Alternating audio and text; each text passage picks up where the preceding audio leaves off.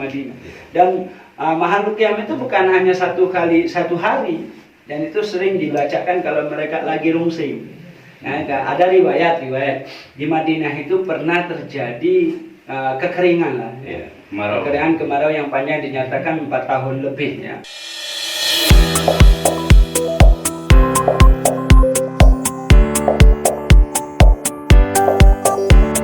Begini, kami ya terus terang saja ingin sekali dekat dengan Habib dan diaku santrinya. Diantaranya saya ingin menyampaikan beberapa kata-kata teman saya yang mungkin kurang memahami tentang Mahalul Qiyam, ya. Ya mungkin ada yang sudah paham, tapi dari kalangan mereka yang mungkin jarang mengikuti maulid, ya, tapi mungkin kurang paham apa itu Mahalul Qiyam. Katanya seperti ini, Bib. Teman saya itu berkata, kenapa ya sholawat itu kalau Mahalul Qiyam itu mengena gitu, tapi kalau sholawat yang di hati saya nggak mengena gitu. Nah itu penjabarannya gimana, Bib, tentang Mahalul Qiyam ya Nabi Sallallahu Alaihi Wasallam dan seterusnya seperti itu. Cerita tentang peristiwa di dalam maulid, kenapa ada Mahalul Qiyam. Ya gini, ketika mana saat Habib Ali Al-Habsyi ataupun sahibul maulid yang lain suka mengarang kitab maulid tersebut. Nah, kitab maulid itu kan intinya sejarah Nabi, ya. Jadi wajib seorang muslim mengenal, mengetahui riwayat tentang Nabi Muhammad SAW. Namun dari kisah tersebut akhirnya ulama-ulama ini diberikan keilhaman oleh Allah. Mereka memikirkan tentang umat akhir zaman. Intinya kalau umat akhir zaman ini kan sedikit sekali pengetahuan mereka atau minim sekali untuk mereka mengenal Nabi Muhammad. Sehingga bagaimana caranya agar umat-umat akhir zaman ini bisa tahu tentang Nabi Muhammad SAW. Wajib sih ngerti tentang sejarah Nabi Muhammad, itu wajib seorang mukmin. Jadi kalau seorang mukmin tidak mengenal sejarah Nabi Muhammad, harus dikhawatiri imanannya, karena wajib di antara rukun syahadat itu ya mengenal pasti tentang sosok Nabi Muhammad adalah Rasulullah, ya, adalah utusan Allah. Nah, ketika sahabat sang pengarang maulid mengarang kitab-kitabnya dalam mensejarahkan Nabi Muhammad SAW, nah beliau ditekani atau didatangi sama Nabi Muhammad. Ada yang yaqazatan, ada yang manama. Ini singkat cerita begitu. Jadi ketika beliau mengarang kitab maulid, beliau itu didatangi sama Nabi Muhammad. Nah, ada yang di dalam mimpi, ada yang secara langsung. Nah, ketika Nabi Muhammad SAW datang, beliau ini langsung memuliakan Nabi Muhammad SAW dengan beragam macam cara. Ada yang ketika Nabi Muhammad datang, beliaunya langsung berdiri. Ada yang ketika Nabi Muhammad datang, ya baca Tolak Al-Badru, spontan. Itu intinya spontan. Ketika Nabi Muhammad datang, beliau itu secara spontanitas dengan pengikhtiroman cara memuliakan Nabi. Ada yang ya tergantung ilham Allah. Contoh, kita didatangi seorang ulama di dalam rumah kita. Masa kita diam-diam aja? Biasa kan ada gerakan secara spontan, menyuguhkan air minum, ya kan? Ada yang menyuguhkan makanan. Nah, ketika didatangi Nabi Muhammad, ada yang spontan membaca, ya seperti ada yang membaca Tolak Al-Badru, ada yang membaca yang namanya yang ya Rasulullah ya Rasulullah salamun alaik ya Rafi Asya Iwadar. Nah, ini bukan karangan semata-mata karangan. Jadi karena ditekani, didatangi sama Nabi Muhammad. Nah, ketika ada beberapa ulama yang didatangi Nabi Muhammad SAW, saat itu posisi beliau santai. Santai, maksudnya biasa aja. Iya, kalau dari kalimatnya kan ya Nabi Salam Alaika, ya. Ka itu kan berarti di depan langsung, ya. Kalau alaihu kan orangnya nggak ada gitu. Alaihi lah. Alaihi. Ya. Seperti itu kira-kira penjabarannya. Nah, yang jelas kan Nabi Muhammad SAW itu kan dalam riwayat hadisnya kan ada, ya, ketika masalah bab salawat ke atas Nabi. Itu sahabat nanya, ya Rasulullah, bagaimana wa kaifa nuqri'uka salam wa anta wa anta laisa fi mahallik atau wa anta laisa fi mahallin. Bagaimana kami menyampaikan salawat dan salam kami sedangkan paduka tidak ada di hadapan kami? Akhirnya ada hadisnya, fa inna sholatakum ma'rudatun alayya, bahwasanya salawat salam kalian itu langsung ditalkinkan ke aku.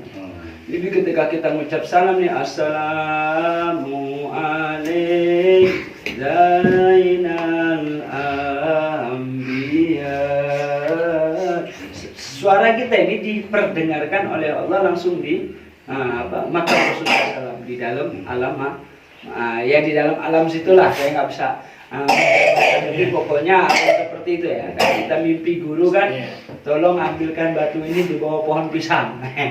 Kan kita tiba-tiba ada aja bangun langsung nyari ngorek-ngorek. Dan satu lagi juga ada apa ya, makalah salah. Ya intinya begini, itu adalah cara pengihtiraman, pengihtiraman kepada Nabi Muhammad SAW. Nah, kenapa rasa makhluk qiyam itu lebih kayaknya lebih meresap ke dalam jiwa? Karena ketika makhluk qiyam itu didapati oleh orang-orang ahli kasyaf atau wali Allah, itu ketika makhluk qiyam itu Nabi juga ikut nyampur, ikut bahasa kita tuh ikut berqasidah. Nah, jadi ada riwayat-riwayat dalam riwayat hayat Nabi, itu Nabi kalau seandainya ada sahabat kayak Zaid bin Sabit, Hasan bin Sabit, ada lagi sahabat-sahabat yang tukang, ada 4 orang sahabat tukang bikin qasidah saben hari ke Nabi Muhammad. Jadi sahabat ini tugasannya saben hari muji Nabi. Kalau Nabi datang ke masjid, kan dalam keadaan huzn, karena hazina. Nabi itu ada sekelumit rasa sedih. Nah, terhiburnya Nabi sama salawat. Jadi Hasan bin Sabit ini selalu memuji Nabi Muhammad agar kerumusingan Nabi Muhammad itu terhibur. Jadi tujuan beliau berqasidah untuk menghibur Nabi Muhammad sampai hatta tabassama, sampai Nabi Muhammad tersenyum. Nah, ini dalil kenapa ada qasidah, ada maulid. Ini qasidah-qasidah yang benar-benar tujuannya ke Nabi ya. Adapun lagu-lagu kekinian saya masih agak bingung juga menyikapinya. Kurang sir ya. Kayak contoh lagu-lagu yang tidak bernarasumber ya, tidak berdasar ilmu gitu ya. Contoh yang sekarang lagu dijadikan salawat. Kadang-kadang saya bingung. Jadi menempatkan salawat itu harus pada tempatnya. Nah, kenapa? Ketika makhluk qiyam kita lebih rasa, karena di saat makhluk qiyam itu riwayat sahabat atau riwayat ulama ketika mana maulid itu dibacakan. Nah, ada ulama yang menyaksikan Rasulullah itu melihat Rasulullah hadir dan Nabi ikut bermadah juga.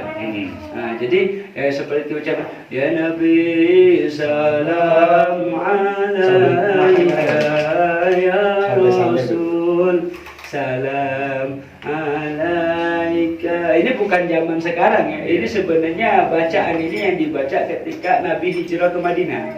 Nah, jadi ketika selain tola'an badru alaina, itu juga disambut dengan ya Nabi salam alaika. Jadi makhluk qiyam ini bukan kalangan Habib Ali Al-Habsyi, bukan kalangan daripada pengarang maulid. Makhluk qiyam itu udah ada sejak Nabi hijrah. Ketika Nabi hijrah, ini madah-madah ini qasidah ini muncul pada zaman Nabi Muhammad waktu hijrah ke Madinah dan disambut. Justru makhluk qiyam itu yang asli. Kalau yang sekarang karena diriwayatkan dan kita baca pasti kan Nabi Muhammad itu di Madinah itu kurang lebih kan 9 tahun atau 10 tahun. Nah, setiap pagi itu sahabat begitu.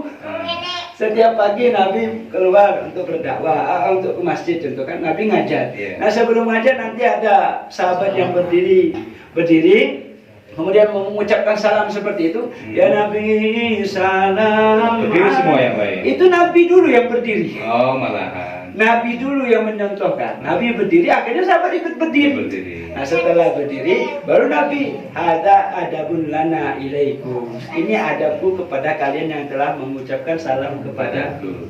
Nabi yang nyontohin bukan baru, bukan dibikin sama makhluk qiyam yang jadi pelebur dosa juga saya dengar dari salah satu ulama itu gimana tuh? Kita ikut makhluk qiyam itu menjadi pelebur dosa. Nah, itu tadi kan karena membuat Nabi SAW itu terhibur. Nah, setiap Nabi terhibur itu ada satu ganjaran yang Allah berikan, dispensasi lah. Setiap Nabi terhibur, maka Allah lunturkan dosa-dosa kita hari itu. Tentu kita dari pagi nih, Iya. lalai, Dosa. macam lah Banyak. manusia Yang penting mungkin lah. mengurangi. Nggak mungkin lah nggak berbuat dosa kan. Iya. Tapi ketika malam, Ikut maulid. kita maulid, kita baca Mahalukiam. Itu Nabi SAW itu istad'alahu. Nabi mohon doa untuk si orang tersebut agar Allah, pertama Nabi akan minta kepada kita, meminta untuk kita tersebut karena kita bahagia, Nabi balas. Ini Nabi kan jelas ya, Nabi itu kan sifatnya penyayang banget, Iya. penyayang. Nah, sehingga ketika kita Mahalukiam, ya kan, Nabi datang. Nabi itu bukan datang, sebenarnya disodorkan. Oh. Jadi ditampilkan oleh Allah khusus kepada Nabi Muhammad. Bahkan ada yang Nabi Muhammad itu datang ke orang itu. Oh gitu. Datang ke orangnya, ada sebagian tempat mungkin karena tulusnya mereka Yang disampaikan ke sana. karena tulusnya orang itu tadi mengucapkan salamnya Nabi request sama Allah untuk menghadiri. Oh begitu. Ada memang kan, ada dalam doa maulid itu nasara hadal habiba wa wazarah wa walahu wa zahara, dalam kitab maulid habis itu kan. Jadi Nabi itu sempat, ya Allah tolong perkenankan aku menghadiri acara tersebut. Aku pengen kenal wajah-wajah mereka, aku pengen kenal suara itu bersumber dari mana, salawat salam itu dari mana. Tolong ya Allah perkenankan aku. Nah, ini ada sebagian orang mukasyifin menyaksikan orang yang kasyaf, yang matanya tembus ya, maksudnya diberikan indera kena. Itu melihat Nabi datang gitu. Dan kenapa ya Nabi SAW lebih meresap, karena memang itu bacaan yang sejak zaman Nabi hijrah ke Madinah. Dan Mahalukiam itu bukan hanya satu hari, dan itu sering dibacakan kalau mereka lagi rungsing. Nah, ada riwayat di Madinah itu pernah terjadi kekeringan lah, kemarau yang panjang, dinyatakan 4 tahun lebih ya, 4 tahun lebih, sehingga peternakan mereka pun banyak yang mati. Akhirnya ya ngadu waktu itu, saat itu Sayyidina Umar Ibn Khattab yang sedang memimpin ya.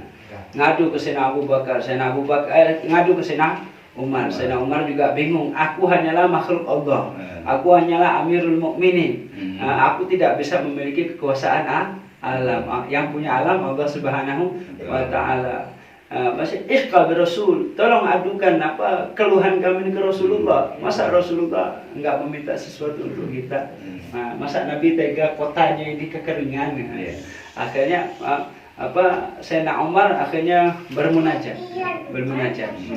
Sayyidina Umar salat di yang mihrab Rasul, atau bahasa dikenalnya kemarin umrah Huraidah. Sayyidina Umar bermunajat di situ, diberikan ilham oleh Allah Subhanahu wa Ta'ala. Diberikan ilham, ya akhirnya dikumpulkan penduduk Madinah di depan makbarah, depan makam Rasulullah SAW. Akhirnya memuja dan memuji Rasulullah, karena jelas ketika Sayyidina Ali bin Abi Thalib ngomong, kalau seandainya orang yang sudah dinas saja ya untuk dihukum mati dan dimasukkan neraka ya, kemudian dia itu ada rasa cinta sama Nabi, Allah itu memberikan kasih sayang ke orang itu ya. Lau anad dzunubuka ananas sama, penuh dosanya seisi langit dan bumi, tapi dia ada hatinya kepada Rasulullah. Saking cinta sama Rasulullah, Allah itu saking sayang sama Rasulullah, karena sebab Rasulullah akhirnya kita itu diberikan keampunan. Nah itu, jadi kalau Rasulullah bisa terhibur, itu keuntungan buat kita. Untungnya kita satu, arti daripada belum berdosa itu. Iya, belum berdosa. Jadi ketika Rasulullah bahagia saja ya, kita tahu alam dunia ini orang bermaksiat semua, orang berbuat dosa semua. Mana ada orang yang bisa ingat Rasulullah, yang benar-benar seperti pengarang maulid. Tiba-tiba kita diberikan ya, diperkenankan oleh Allah menikmati pembacaan maulid tersebut, dan otomatis kan Rasulullah terhibur. Ternyata masih ada golongan-golongan manusia yang masih mengenangku, masih ada golongan-golongan manusia yang pengen kenal agama, masih ada golongan manusia yang pengen ya kan ada tuba liman aman Nabi walam yarawni, kan Nabi sampai kamu kayak gitu kan. Sungguh beruntung bagi orang yang beriman kepadaku sedangkan mereka tidak bertemu dengan itu kan dalil jelas di dalam Sahih Muslim, Sahih Bukhari, disebut semua di. Nah itulah, jadi semboyan kita bermaulid, semboyan kita untuk Mahalukiam adalah ihtiraman, cara memuliakan kita kepada Rasul, atau membuat Nabi terhibur.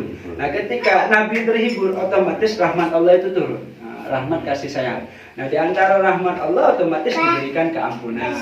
Andai kata kita berdosa, Allah kasih keampunan. Dokter saya. Ya udah, terima kasih itulah penjelasan dari Habib tentang arti makhluk qiyam. Mungkin teman saya yang pertanyakan itu jadi paham adanya. Terima kasih Habib.